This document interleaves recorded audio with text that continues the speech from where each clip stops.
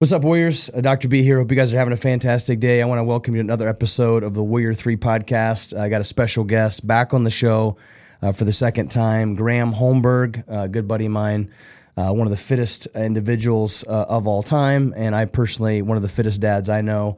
Super excited to share some awesome stuff with you today. Make sure you guys hit that subscribe button. Go to warrior3project.com. Check out what we're doing with men. Enjoy the episode.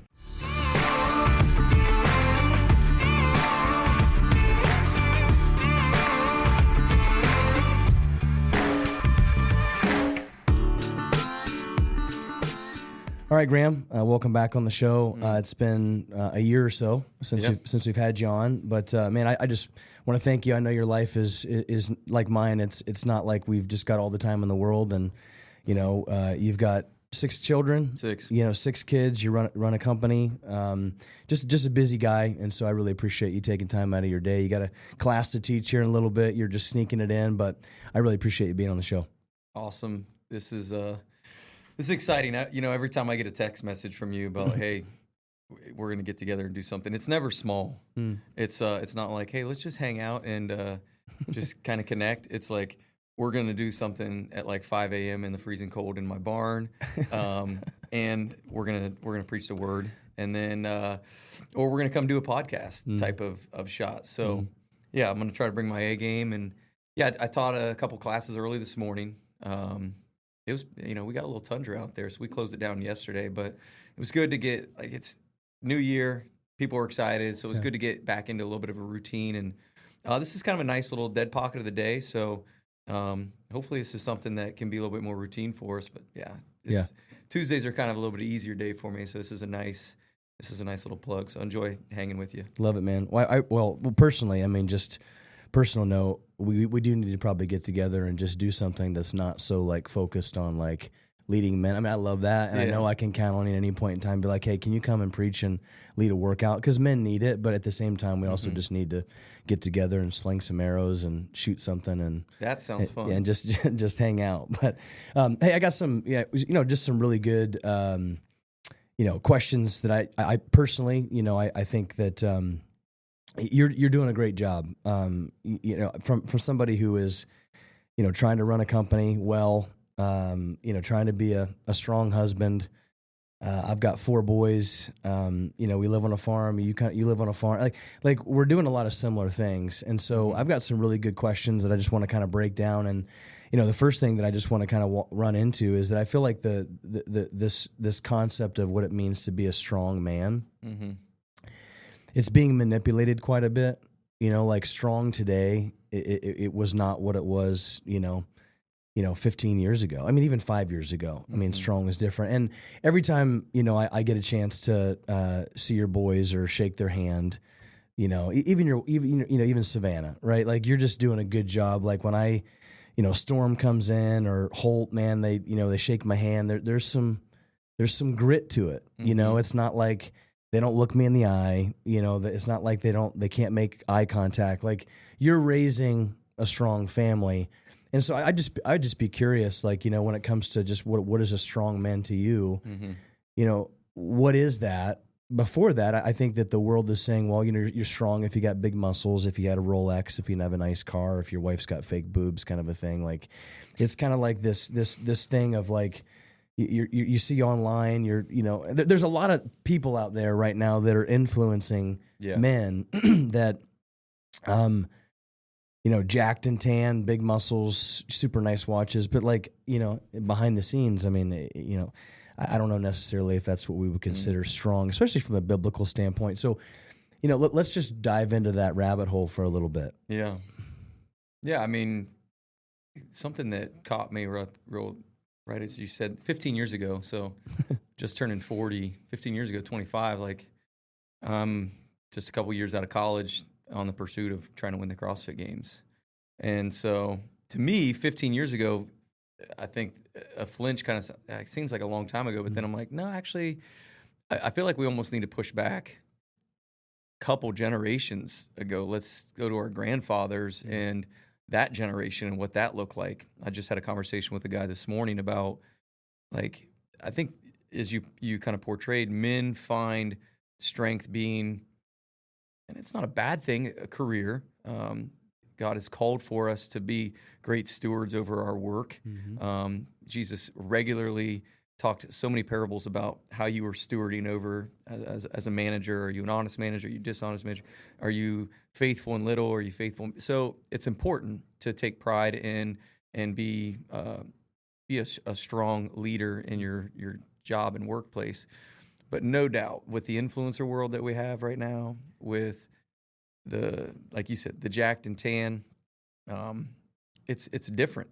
Yeah. And we are really a generation that was first kind of walking into that. And, Instagram was not a thing. YouTube was just kind of hitting the surface for us. So for us to kind of navigate that a little bit and see it is interesting on how we can kind of blend, our strengths and our perspectives into it.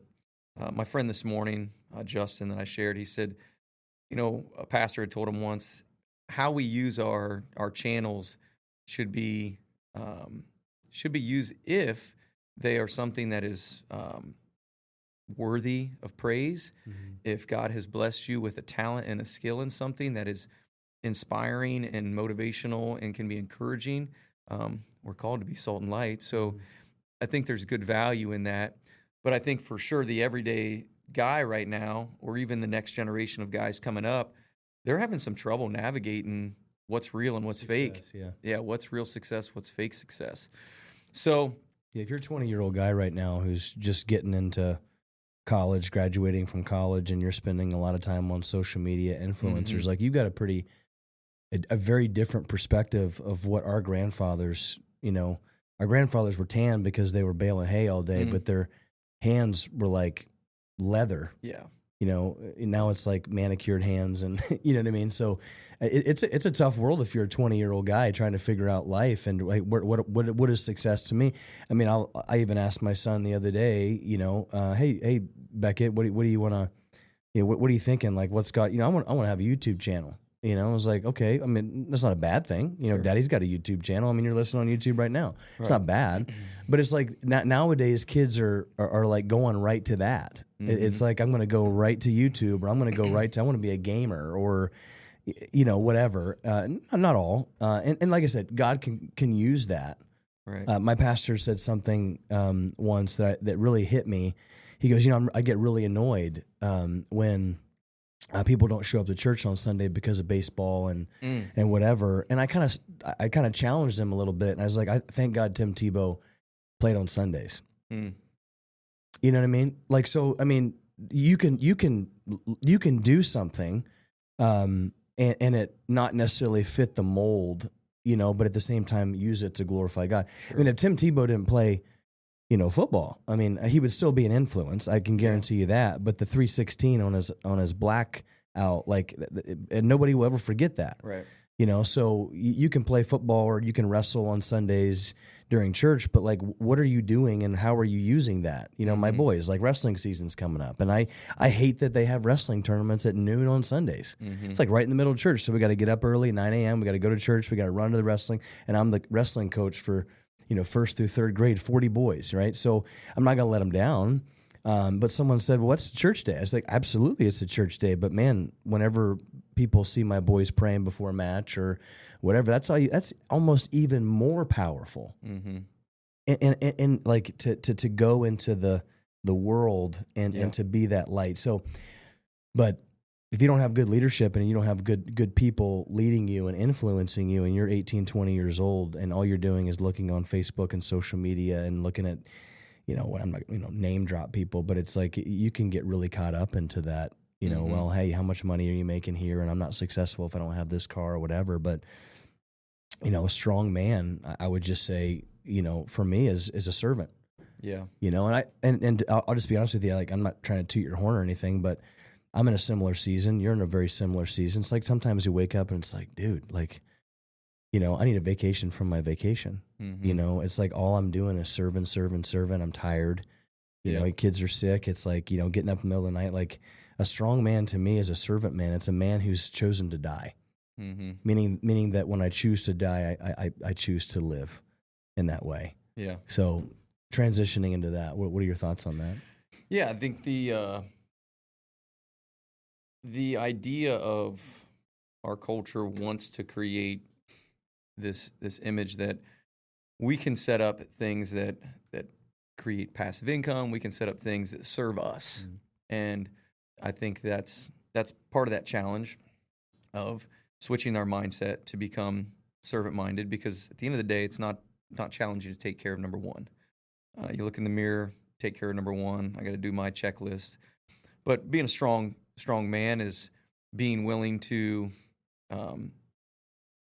strategically set up my day so when I know Savannah's got a tough, challenging spot that I'm walking into, right? Like I don't have to be conflicted with my business or conflicted with something going on with my phone, or because again, this is a very challenging component to I think everybody, man or woman.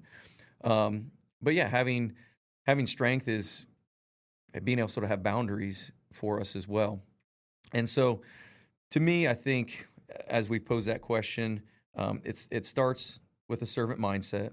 Jesus obviously called for us to be to take up our cross, right? To die is gain. So there's this obvious element that we should have that, but then just leadership. I love the John Eldridge idea of like just being a man's man, of how we lead our home, how we are challenging and prayerful for our wives, for our children, how we maintain our schedule for our home. Because a lot of it, because as the dads, we've primarily have taken over our businesses, or we're pretty driven at our workplace, but then we get home and it's like, it's time to put my feet up and kind of kick back. But again, the call for being servant mindset, the call for being strong, and leadership there is key. So right back at you, encouragement to you that, you're coaching and leading your boys' teams. And I wanted to hit on that church thing. I think maybe it was Tony Gonzalez. I'm thinking he was a tight end, I want to say. For Chiefs. Yeah, but I think he was even maybe with the Chargers for a moment. I'm not sure. I know wasn't he like an analyst too? Yeah, but there was a clip I saw of him talking about like what does that look like for travel sports nowadays and select teams, and how we are taking our sons and our daughters, and we're saying, you know what, Sunday is for travel, like, and this is essentially this idol that we are chasing and serving. Now, again, Hebrews 10:25 says, "Do not neglect the regular gathering," as it become the pattern and the habit for some of you. So wrestling season is a season. It's not like you're every Sunday you're avoiding church, and you're actually saying, "Hey, we're intentionally going to try to get up earlier and get there and be involved earlier." But there was also this other thing. I know growing up, for me at least, a lot of everything I was involved with didn't happen on Sundays. It was Saturdays. I think looking back, there's probably some baseball tournaments and stuff, but church is a gathering of the body. There's great fellowship there. There's great worship of the Lord there. There's great teaching of the word there, or should be. But church shouldn't be just a 60-minute Sunday thing or a 90-minute Sunday thing or a 2-hour long your church meets. Your fellowship and your worship of the Lord should be at the core of your home. It's not just a Sunday type thing. So, yeah, it's a challenge for you right now and your boys in this season, but I think the pushback is what does the fruit look like? Are your sons, as you said, they feel encouraged and they're primed and ready to pray with the boys because hey, this is the Lord's day, and so yeah, we're wrestling. We're going to get a chance to glorify God in how we take the mat, but we're also going to glorify God before we take the mat. So encouragement there, and I think that's just a tip of the hat. Like, strong leadership is present there, so good for you on that. I've talked about this a lot, and I think it all comes back to this, is like, why are you doing what you're doing? The why. Without a why, you don't have a way, really. I mean, why are you choosing to,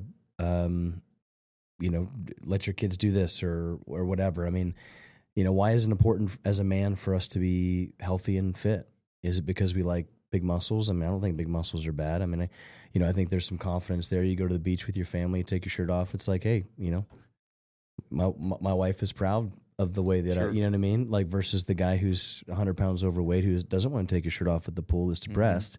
I think there's a balance there. But why are we doing it? We're doing it to glorify God. We're doing it because our bodies are the temple of the Holy Spirit, and there'll be consequences for those who desecrate the temple. And so, same thing with the the wrestling stuff or sports or whatever it may be. I think we get caught up in just this, what needs to be this way.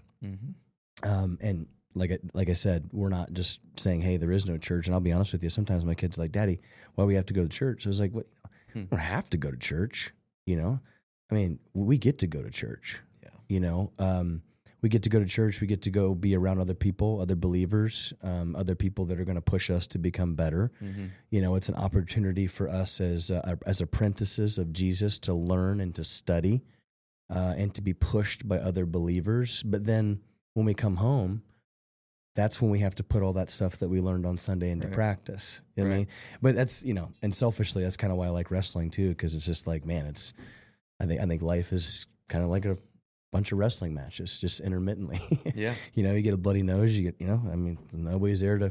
Yeah, it's biblical. Jacob wrestled with God, so there you go. It's good stuff. It's good stuff.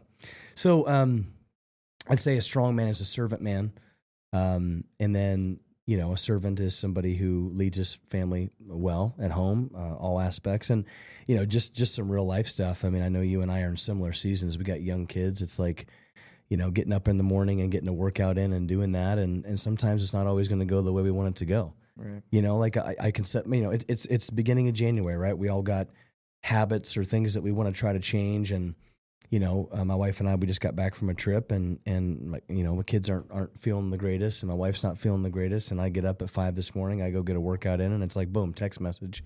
Hey, can you come grab Mac? And I'm like getting ready to start my workout. And, selfishly, a lot of me says, well, I got to get this done. But as a servant and somebody who loves your wife as Christ loved the church, I have to say, I'll go put that kid in a bouncer next to me while I swing a kettlebell. You know what I mean? Like sometimes you just got to get through it. Like sometimes you just got to put your nose down. It's not going to be perfect. Like being a dad and being a husband and doing the things that we're doing, like it's really hard work, but it's very glorifying work, but it's not always going to go the way you want it to go. And as a 1 on the Enneagram, I'm a perfectionist. Like I want everything to go exactly the way I want it to. And that's where the Lord just smacks me in the face. And he's like, listen, dude, like you're not in control. So, a strong man is a servant man. I also think a strong man is somebody who has chosen to die.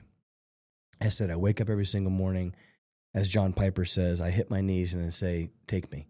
I'm willing to die today because it's not about me. It's not about what I want. It's not about, what I think I should have, but what can I, and when you do that, like, man, what opens up a lot of possibilities, especially from a, even a performance standpoint. It's like, well, I died today, I'm good with Jesus. So whatever happens today happens, it takes a lot of pressure off.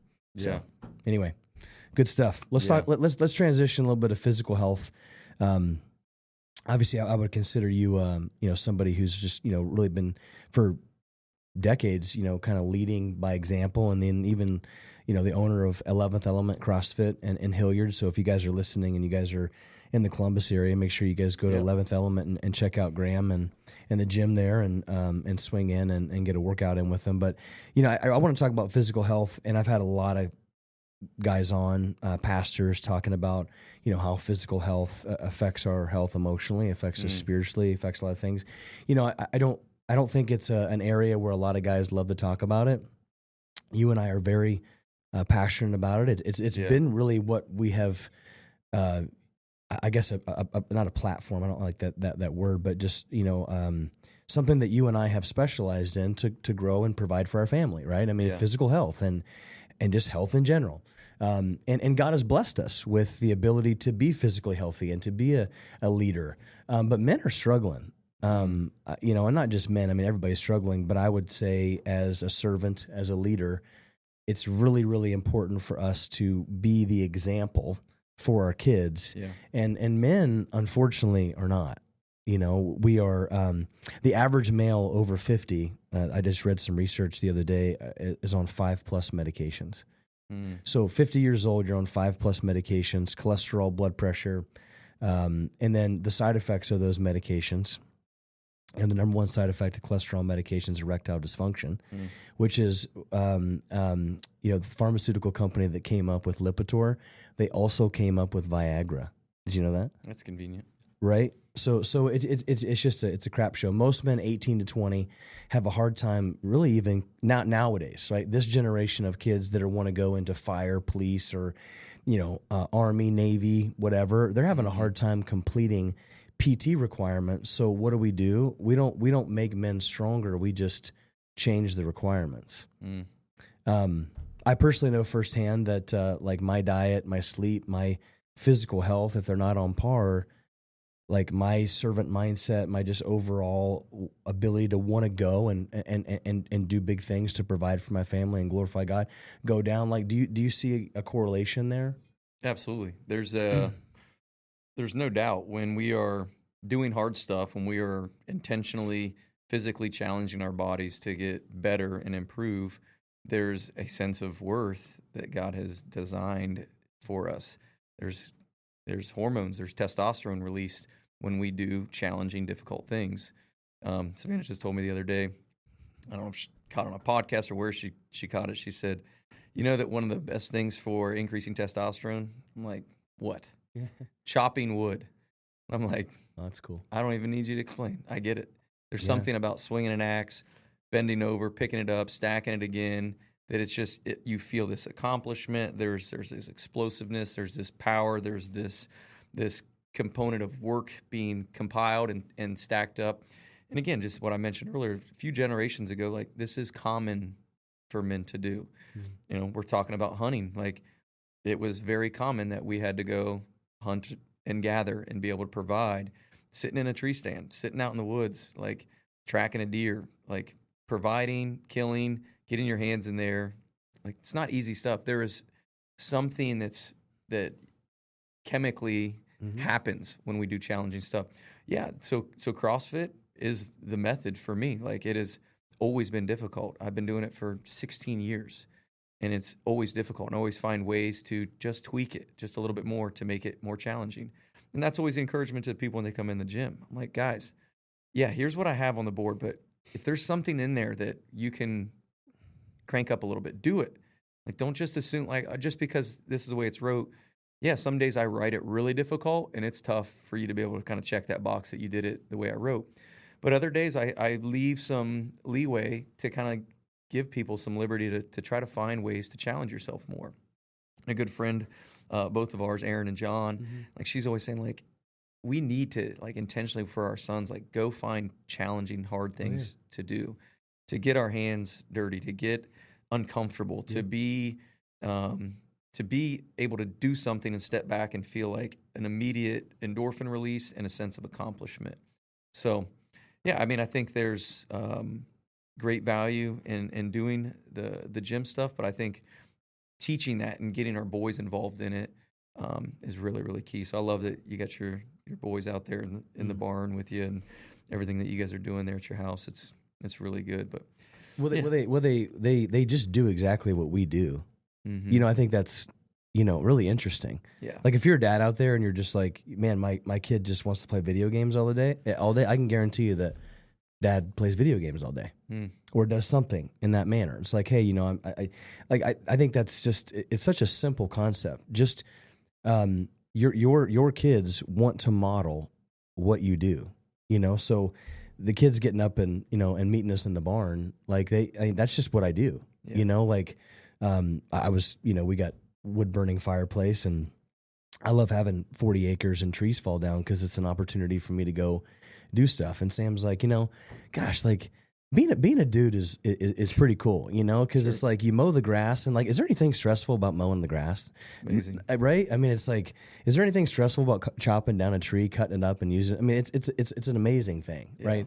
But she gives me a hard time. She's like, I have to feed the children, wipe the butts, and you get to like be outside in nature. But the kids just love that stuff. I mean, they, my relaxation is hunting and fishing. And so what do my kids want to do? They want to hunt and fish. And every once in a while, my kids will play video games and things like that.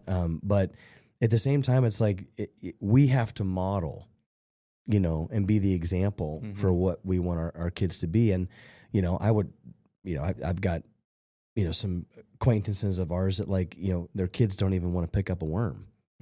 Like they don't even want to get dirty.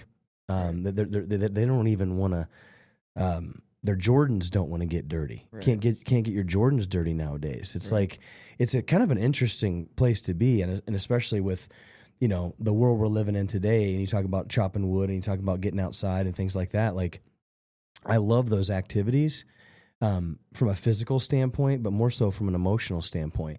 A lot of the activities that I have or we do as a family, not all of them they can accomplish.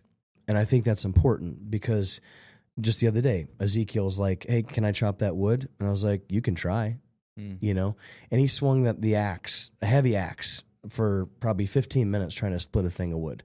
And finally he gave up and he realized that, hey, I'm just not strong enough to break the wood, which I knew he wasn't. But the point is that you have to let your kids fail every once in a while because we live in a world where all I have to do is just beat a video game and I win.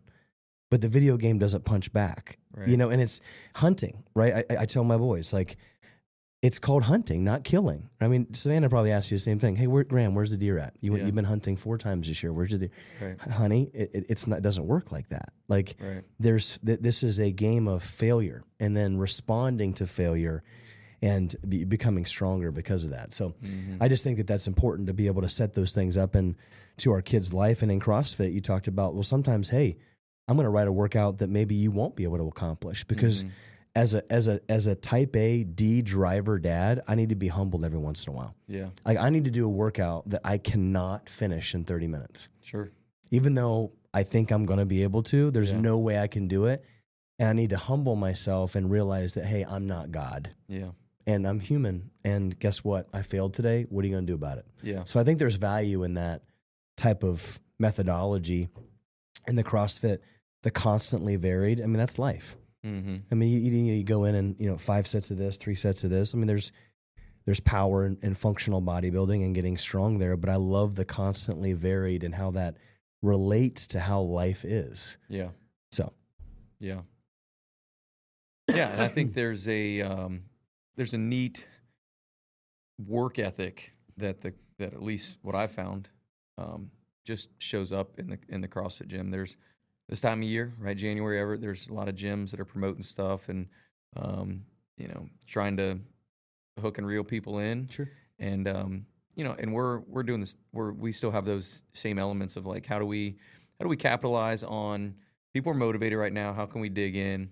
And, so incorporating nutrition challenges, incorporating physical challenges. But it's just, I just love the fact that when people walk into the CrossFit gym, they look around and they kill themselves. They really go for it. And you've spent plenty of time in random, call them Globo gyms. Yeah. And there's just a lot of sitting around, headphones.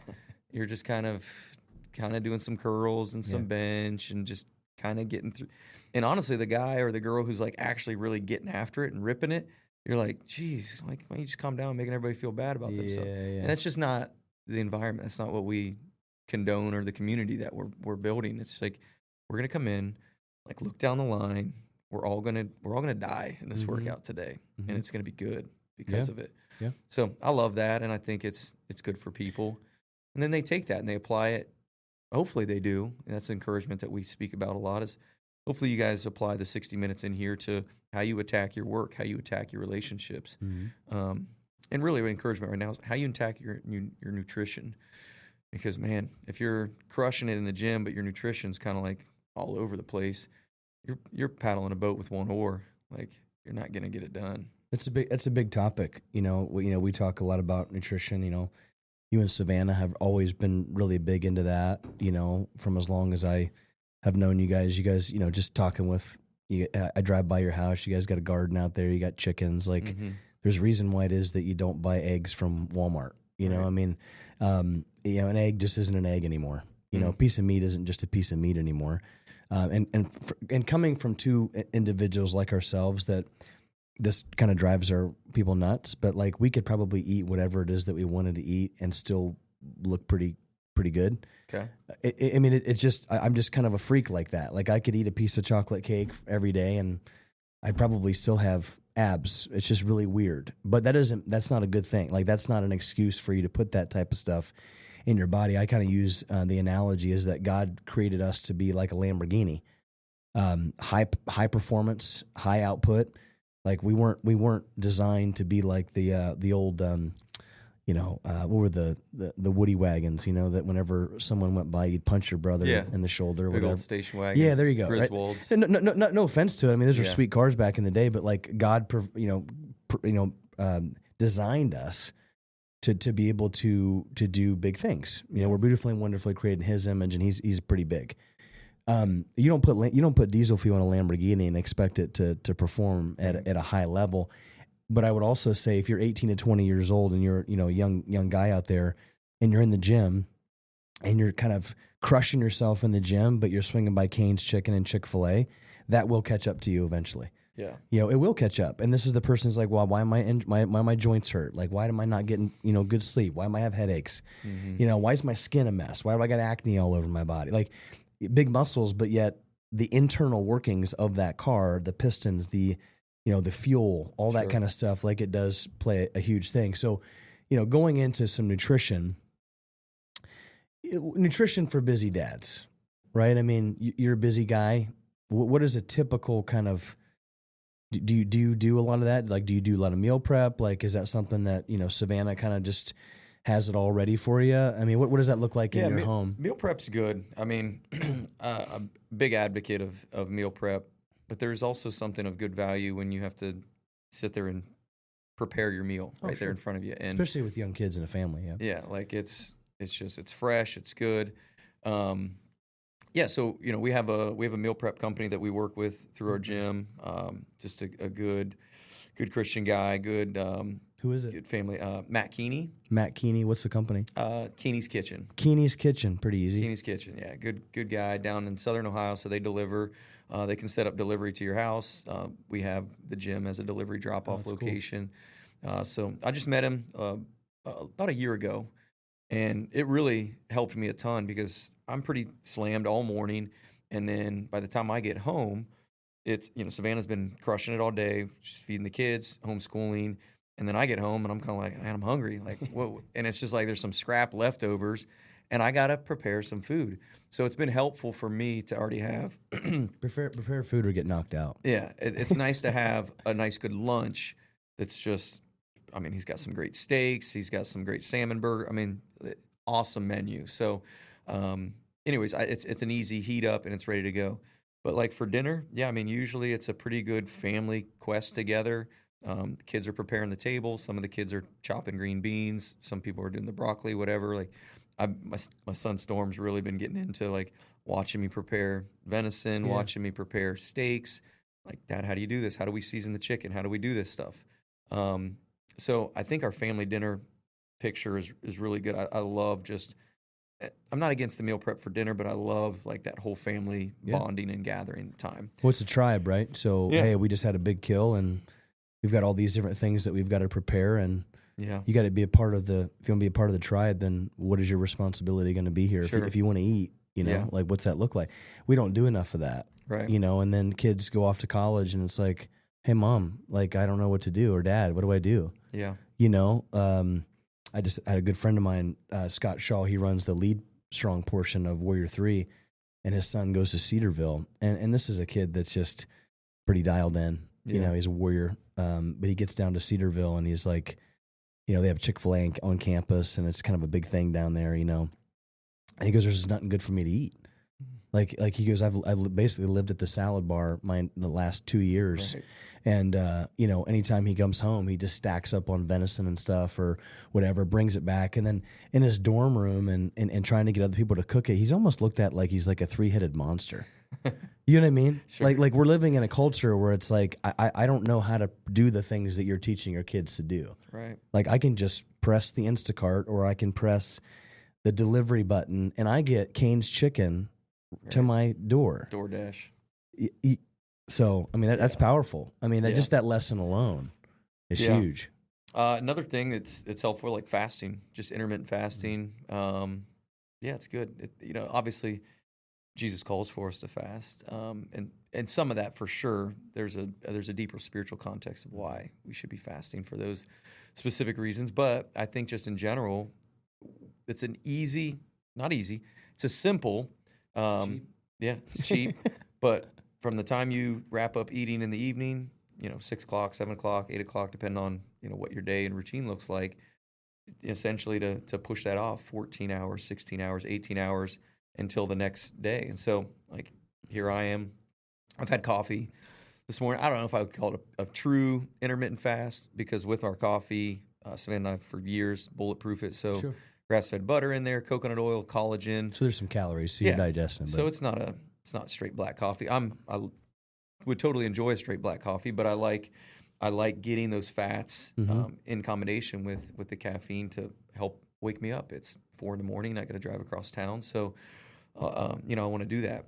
But then really, I'll go into training here in a couple hours, and I'm not probably fully into ketosis yet, but there's an element of stomach grumbling a little bit. I'm like, sure. All right, I'm gonna still train through it. Then I'm gonna coach a little bit more, and then I have a good lunch. At that point in time, again, having a meal prepped, because I know it's a tough spot. It'd be easy to probably just grab the meal bar, or like you said, swing by something quick, fast food on the way home. But it's been a while for me for fast food that I've kind of pushed that off. Fast food. Like maybe Chipotle every once in a while. Sure. I don't know if I guess it is fast food, but it's I don't consider Chipotle fast food. No, like I agree. Eat Greek or whatever that's called. Maybe it's kind of like the Chipotle. Yeah. Like my kids don't even know what McDonald's is. That's what we go to the bathroom on vacation. It's like, hey, Dad, there's the arch. Can we go to the bathroom? It's the bathroom. It's a really fancy bathroom. I know, yeah. So anyway, that's cool. Yeah. So I want to just break down a little bit of that. So bulletproof coffee in the morning. Obviously, you've got your good fats, your medium chain triglycerides, and really helps to kind of just sustain energy without having that crash. You get some good fats and some proteins. You coach. You're not chewing food, and then you're going to work out at lunch. Yeah. And so you're working out fasted. So I was actually reading some research that working out fasted. Now this is men. Like I've seen some different things with women when it comes to intermittent fasting because of hormone stuff and just a lot of weird stuff. But from a man, they're maybe trying to get pregnant, or maybe they are carrying. Or yeah. I mean, you got a baby. There's lots of factors. Yeah. You got to if you're breastfeeding and stuff like that. I mean, but this is for men, right? So nobody's breastfeeding, hopefully on the show.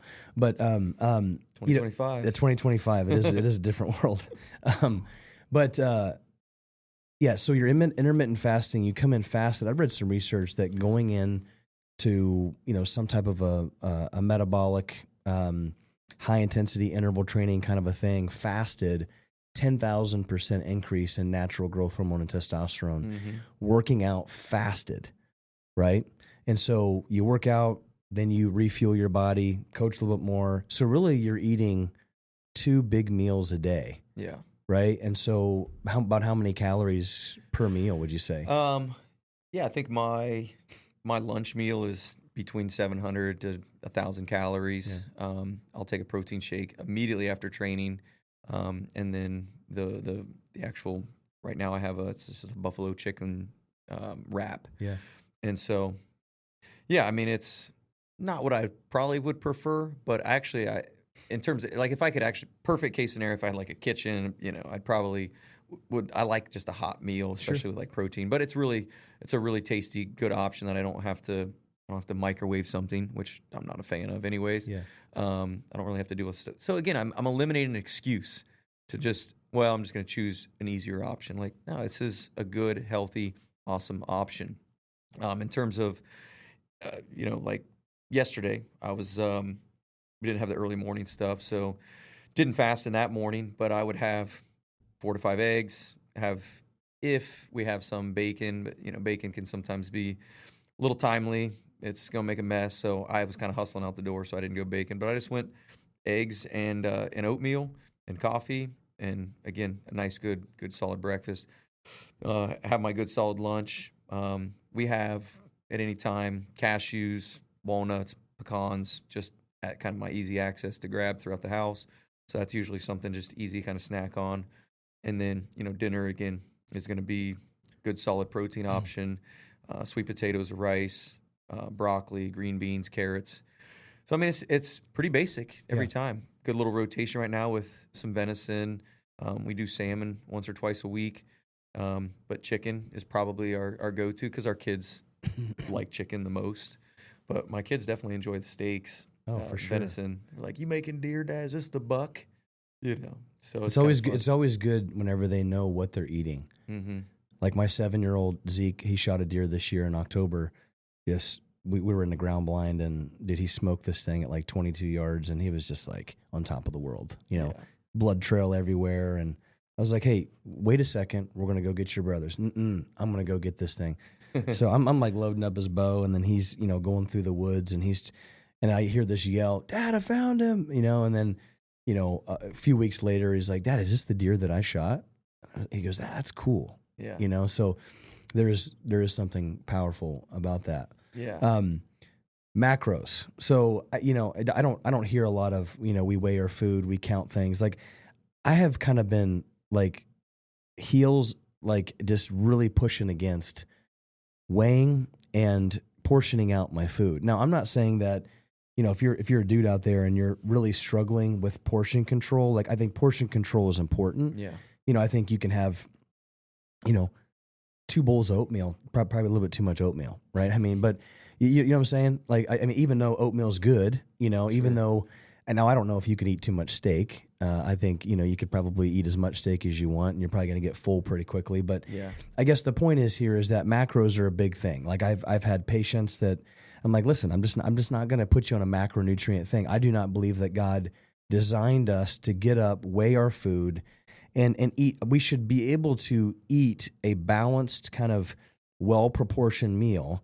Now, take aside maybe people with autoimmune and some really, really big gut issues that maybe can't have some of these things. But like I'm against weighing food in my home and portioning it out and being like, hey Zeke, you can only have this many carrots. Yeah, you know what I mean? Like, are you kind of similar? Yeah, no, I am similar. I think the funny thing, like with CrossFit, they talk about the zone diet a lot, and with one of the key components of CrossFit is observable, measurable, repeatable, and so I do think to kind of bring back in connection with, like you said, I can kind of eat what I want, but that person who's like, hey, I'm intentionally wanting to put on more muscle mass, like we probably need to be a little bit more strategic to make sure that we are hitting that macro count in your protein intake. So does it necessarily need to be weighed? Maybe not, but it's probably going to be a good practice for a week to get an idea of like how many ounces of chicken that is, how many ounces of steak that is, what's the caloric exchange for that. Okay, so maybe for a time to have some measurement to get a gauge of portion control for some people who maybe are trying to lose weight. But I'm with you on the protein intake. When there's a significant difference when we feed our kids protein and how they respond and how long it is before they're like, hey, I'm hungry. Mm-hmm. Like, it's so frustrating when we've snack. Savannah and I have been a little bit lazy potentially in how we've prepared the food. Maybe there's not a good healthy protein option.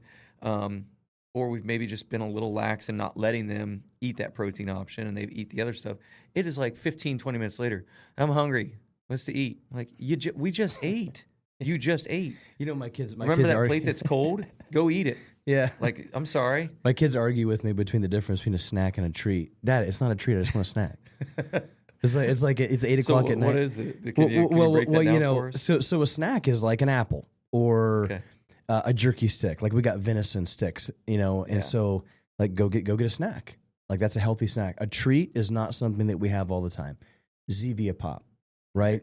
Some healthy Enjoy Life chocolate chip cookies, or we'll make some stuff, right? Yeah. And Fridays, we try and do like a movie night, family night kind of a thing, and we'll make some homemade pizza. Sourdough pizza. Yeah. And you guys doing sourdough stuff? Not really. I'm not. I can't. We'll have Savannah and Sam get together on that. Well, for sure. Sourdough. It's such a game changer. It's delicious. Wheat. Savannah's been on this whole wheat kick lately. It is amazing. She did like whole wheat. Again, it's not a healthy option. Whole wheat cinnamon rolls. The kids crushed them. Yeah. And I'm like, there's like this different, like deep, hearty flavor. Like, yeah, for sure. If you look at like these white, big, fluffy, awesome cinnamon rolls, and then you kind of look at these whole wheat ones that are just not quite as like awesome and attractive, like, yeah, it's easy to go that route. But like, there was something, and she's like, it's biblical, they're talking about, Jesus talking about walking through the wheat fields. And so, yeah, she's got this wheat grinder, and we've been doing like fresh milled, like whole wheat. And it is a game changer. Oh, yeah. Like, it is so good. This whole wheat pizza, I told her, I said, we had it Fridays. This is the best pizza like that I've had it in a long time. The best pizza you've ever made. She's awesome cook, and the pizza she's made before great, but it was the best one. The kids just devoured it. It was so good. Yeah, no, I mean, I'm totally all about that stuff, especially like because we personally in my family, we don't do a whole lot of wheat or dairy. My kids have had some belly issues, and so they just have some sensitivity to it. But like sprouted grains and like Ezekiel and different things like that, like making it from scratch, super great stuff. The only issue I find with stuff like that is like you make this sourdough cinnamon roll, and like they always expect it. It's like, hey, you know what I mean? It's almost like, hey, just throw you a little bit of that over there, and it's like, well, when are we going to get that again? Right. When are we going to get that again? I was like, listen, this is not something that we get every day. Special Sunday. Right. Sure. Well, can we have special Sunday every Sunday? Yeah, right. Like, and then so no, totally get it. It's good stuff. Yeah. Anything else you want to hit on for nutrition? Then I want to kind of transition into just like some fitness stuff, like for dads, busy dads. Like, obviously, to get into a community, I always love to say fitness should be a battleship community, not a cruise ship. You use the example of CrossFit versus kind of like the Globo Gym. I feel like it's like cruise ship, versus a battleship, right? I go into the battleship. I'm here to get stuff done. I'm going to sharpen the guy next to me. You're about ready to puke. I'm going to help lift you up. Everybody else got their headphones on in the Globo Gym. It's like, hey, I'm here for myself, dude. Like, look at my biceps. Look at this. And every once in a while, like I don't think it's bad to do that, but at the same time, it's like the getting out of a line and in a circle, and kind of that concept. So, but anything about nutrition for busy dads that you want to hit on? We talked about intermittent fasting, 16 to 8 hour window. I think the big thing that I picked up there is no complex, big, massive processed foods and sugars. Try to food by God versus food by man. Lots of good protein. I would say good healthy fats and really no complex processed sugars and different things like that. I mean, and would you say that maybe some of the carbohydrates, like the oatmeal and the different things like that, maybe trying to like stick to them earlier in the day? So if you're going to go like breakfast or your first meal when you break fast, whenever that is, little things like that. Yeah, I mean, the breaking fast should definitely have a good fat content to it as well, for sure. I mean, and I think speaking on nutrition, I think the one thing, we already hinted at it, protein should be something that we're trying to seek intentionally, but also like fats. We talked about, hey, here's what men are, testosterone levels are down and just motivation's down, and I don't have the drive to go work out. It's like, well, maybe you're not eating enough fats. Maybe we're not getting enough energy from fats that's helping boost your testosterone levels. So a buddy this morning, he's like, I heard it, and he's like, I'm chugging olive oil. Eating macadamia nuts, and like I said, having cashews, having walnuts, having that resource of fats around, incorporating avocados in your diet, making sure we're cooking with olive oil, adding coconut oil and butter into your coffee, or just making sure that we are getting that good dosage of fats, because it's good for our mindset. Like, we know a nursing child is getting such a high fat content, which is awesome for brain development. So I think it's something that we don't necessarily do culturally well, is add good healthy fats. Well, fat's been demonized by the medical community. Hey, fat's going to make you fat, which is all by purpose. It was all just a big marketing scam to get people on medications. And hey, fat causes heart disease, fat causes cancer, fat's going to cause your cholesterol to go up. I don't think this is the rabbit hole we should go down on this particular podcast. Maybe we'll have Savannah and Sam on, and we can all come together and do it. But cholesterol is the precursor for every single hormone in your body. Growth hormone, testosterone. Right. Cholesterol is 70% of cholesterol is produced by your liver. 30% of cholesterol is in your diet, right? So why would God put something in your body that was bad? Sure. And the reason why cholesterol goes up, it's not because of fat. It's because your body will actually say, hey, you have injury, you have inflammation in your arterial walls because of too much sugar, too much stress, too much toxic ingredients in your cooking oils and things like that. Right. So there's injury in your body, so I'm going to elevate cholesterol to send it to that particular area to heal it. That's why your cholesterol goes up. And so, eating things like good healthy fats and butter and grass-fed butter and coconut oil and nuts and seeds and, like eating some of the fat, You know, I mean, venison doesn't have a lot of fat on it, but I mean, Right. there's, you know, that's a good thing to have. Like our brains are 70% fat. Right. And so if you starve the body of fat, not only do you get fatter, but your dementia, Parkinson's, Alzheimer's, memory. I mean, kids, right? Just let's just do a study. We'll take our kids, the Holmbergs and the Shriners, and we'll for 30 days we will wake up and all of our kids will get farm fresh eggs, a piece of fruit and a piece of venison, and then all the other kids will eat Fruity Pebbles, and we'll see who's more productive. Yeah. Nobody will want to do that study because they know the answer. Let's put it out there, man. So it's good. It's good. So fitness, right? So Yeah. I think we overcomplicate it, especially for men. Busy stuff, you know. I'm busy. I've got, you know, I don't have time, right?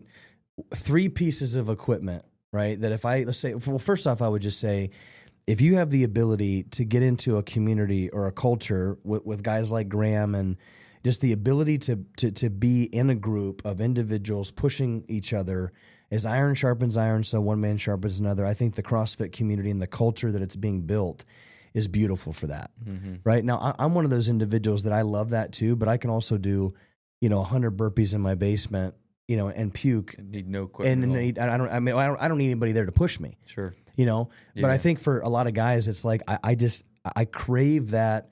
I'm 16-year-old high school weight room again, like blasting Metallica, getting after it. Like that's why a lot of dudes just love that environment. Yeah.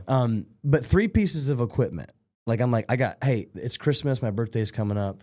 My wife is like, hey, honey, I want to get you some fitness equipment. What are the 3 things that you would say every dude needs to have in their home? Man, well, you didn't prepare me for this question. I did. But I would say, dude, there is so much good data about a rowing machine. Oh yeah. Like that's going to be a little pricier one. Looking at, you know, you might find a good used one for $500-600, but expect $700-800, you know, $1,000. Like that's a big buy, but it is just, it's like no other, man. It's low impact on your joints. It's essentially no impact on your joints. Hey, you get to sit down while you do it. Yeah, you can But watch TV. If you it's want. grip, it's arms, it's upper back, it's breathing, it's legs, it's quads, it's hamstrings. Like it's a great tool. Running is obviously awesome, but you don't need any equipment for that. So running shoes, I'm not going to count that as one. I'm going to go sandbag. We were actually just texting about this. A heavier sandbag, because our body releases testosterone and our body enjoys, again, we're talking men, when you have to pick up specifically heavy deadlifts. So when you have to pick something heavy up off the floor, it's primal to us, but also squatting heavy. So if you get yourself a 100 to 150 pound sandbag, there's tons of options out there, but typically 100, 150 is kind of the sweet spot range. Decent sized log. Yeah. You know, Yeah, 75 exactly. to 100 pounds. But it's nice. It's nice and controlled. You can practice deadlifts with it. You can explosive lift with it. You can shoulder it and squat. You can carry it. So that would be probably equipment piece number 2, much cheaper, right? The third one, this one's kind of a tricky, because if I said a barbell, well, then you kind of need to get weight. So I don't know if that would kind of count. But I would probably go with this is another expensive one. Your it's wife, probably your one of my. wife, don't tell your wife you're. It's in my garage. Is it? A glute ham developer. Oh, GHD. Yeah. It is bulky. It's big. It's probably it's gonna be a buy once, cry once. Gosh, but if you can spend some time on there, developing your hip flexors, doing, prone position abdominal exercises, GHD sit-ups, but spend a lot of time, or I said prone, but yeah, upright, supinated position.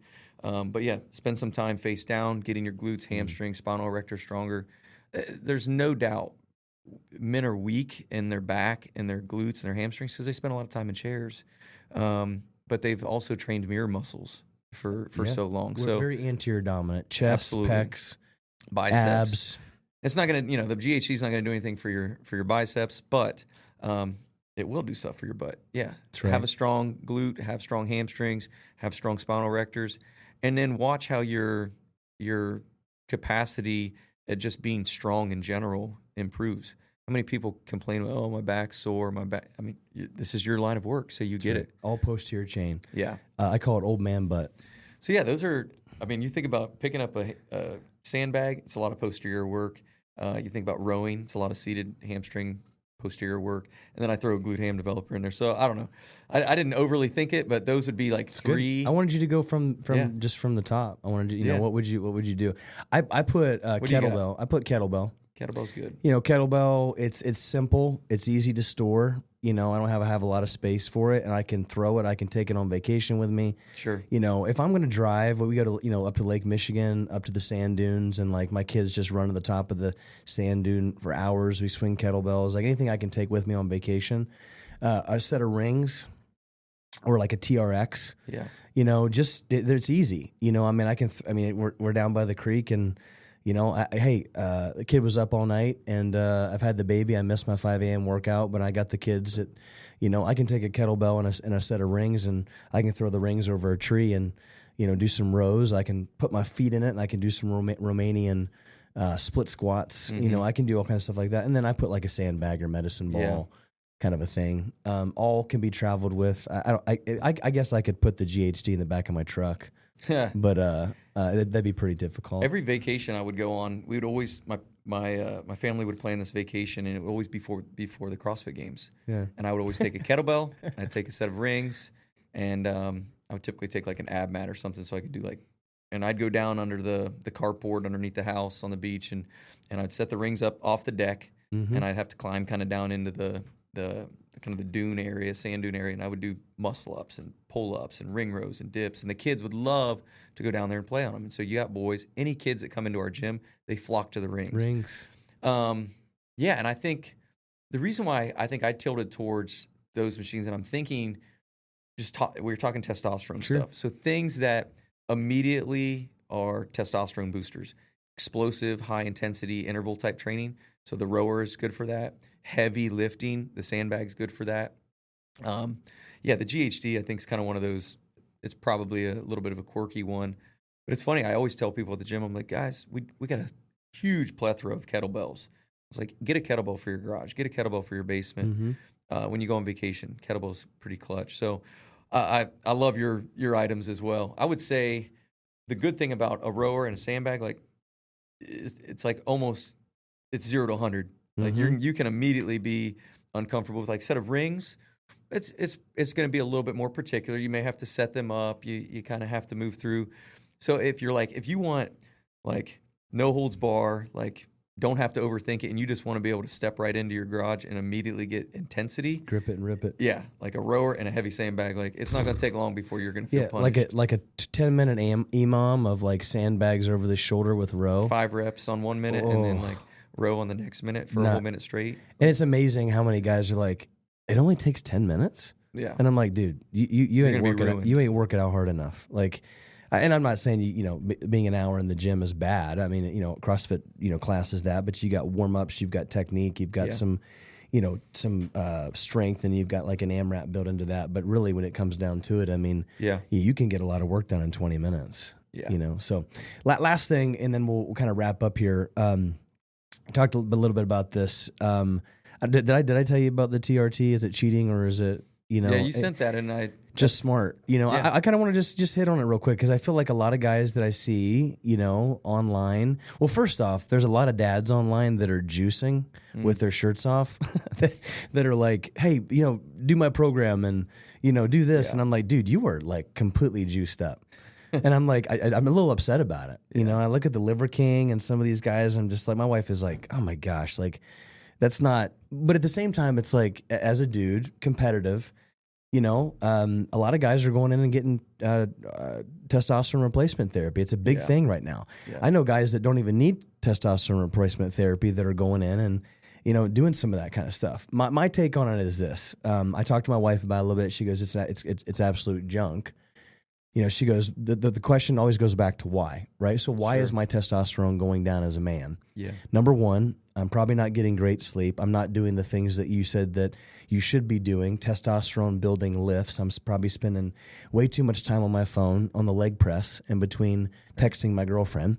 I'm probably eating not enough good healthy fats and organ and animal meats. Right. And so naturally, if I'm doing those things, as I get older, my testosterone is going to go down. Right.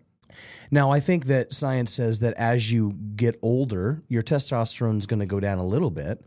But I know, here's the thing. I know individuals that are in their 60s that their testosterone is like that of a 20-year-old man.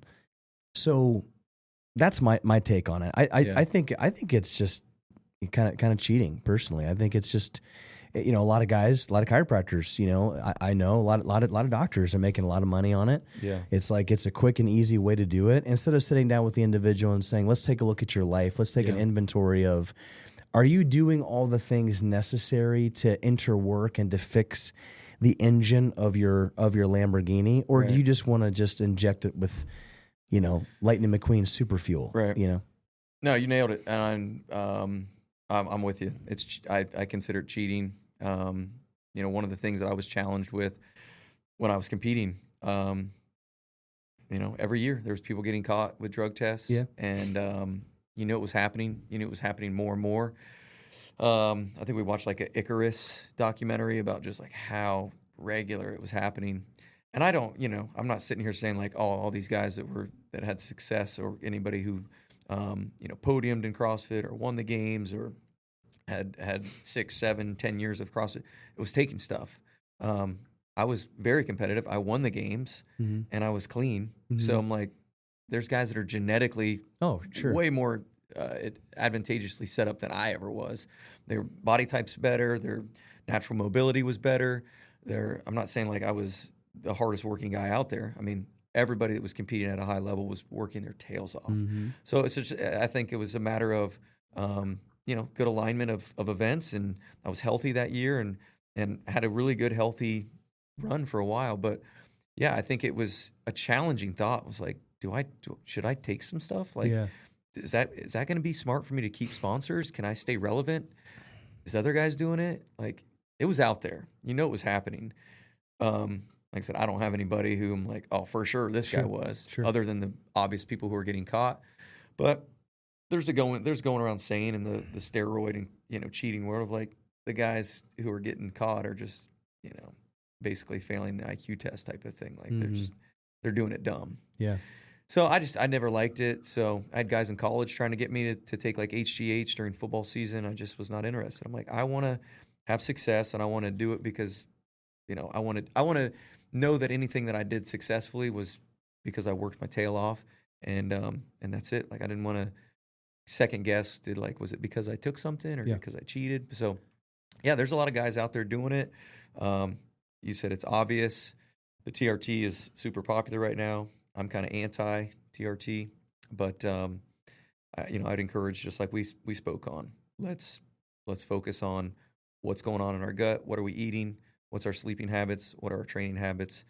And let's see if we can't increase the testosterone just naturally.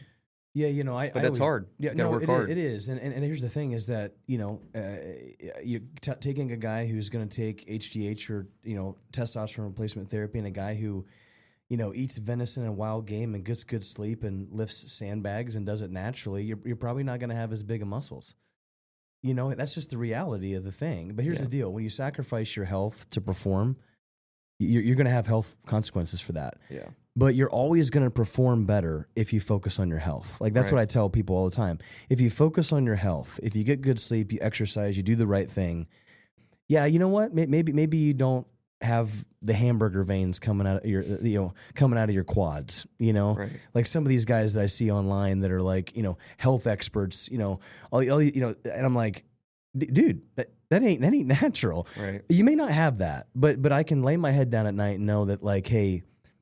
There's a question I always ask myself too. What's going to happen when my boys come to me one day and be like, "Hey, Dad, how come my muscles don't look like yours?" Hey, son, let me tell you. Here's the secret. Yeah, here's the sauce. Here's the sauce. You just work really hard. Yeah. And it's just I think about those things. Like, are the things that I'm doing? Am I going to be able to explain that to my sons in a good biblical way? So anyway, well, hey man, I appreciate you being on the podcast. I mean, just. It's always a blessing. I'm sure this isn't the last one. You're, man, just like I said, I don't say this often, but you're just one of the more balanced guys that I know. And I know the word balance gets thrown around as like, well, I don't like that, but I don't know, man. Like I love that you love the Lord. You're a great husband. You're just a great dad. You're fit. You just turned 40 this year, and You know, you don't. We go. I turned 41 this year, and it's like I'm proud to go back to my high school reunions. Yeah. You know, I mean, That's you're your business is doing well. You're impacting people, and I just appreciate you being on the podcast and helping lead men. So, Awesome. anything you want to tell the guys before you head out? No, I mean, I think just it all comes down to application. You know, at this point, the secret's out there. The message is pretty straightforward. It's not like we don't know what we need to do. So it just comes down to implementing disciplines and start with something simple. Maybe I'm just going to start with the simple fast. Like we said, it's cheap. So my encouragement is, you know, we need more strong men. Oh, yeah. And I think it does start spiritually, like getting right with the Lord, being able to look yourself in the mirror and say, you know, Lord, how can you use me? And how can I be useful for my wife, for my kids, for my business, for my community? And so developing that mindset, and then, you know, start today. Like not next. Start today. Like immediately put into practice something that's going to help improve you. And, you know, I think that's just kind of the key. And then compounding that day after day, the consistency builds up, and it's a beautiful thing. And God blesses us in that. So it's good. Thanks for having me on, man. Absolutely, man. If guys wanted to like look you up and just kind of reach out, or how do they get a hold of you? Yeah, so my Instagram is just at Graham Holmberg. I'm not real present on there. I do a little bit more through our at 11th Element Instagram channel. But yeah, I mean, I think your best way to contact and be involved with me is to go to CrossFitHilliard.com, find your local CrossFit gym. And if it's not even me, maybe you're tuning in with us and you're not, find a local CrossFit gym that's somebody who can come alongside you in person, start helping you implement some of these disciplines. But yeah, if you're in the Columbus area, Hilliard area, CrossFitHilliard.com, say get started, and love to come alongside you and start to help make some impactful changes for you for 2025. It's good, man. It's good, man. Hey, well, gentlemen, I appreciate you guys being on the show. It's going to wrap it up. Make sure you guys go to warrior3project.com. Just subscribe, newsletters, social content. We got a Warrior 40 challenge we're super pumped about. And so, hey, and also, you know, share this episode. Maybe a brother that's struggling, or hey, mentally, physically, spiritually, regardless, share this episode with them. Until next time, Graham and I pray you have a healthy, happy, blessed day. Bye-bye.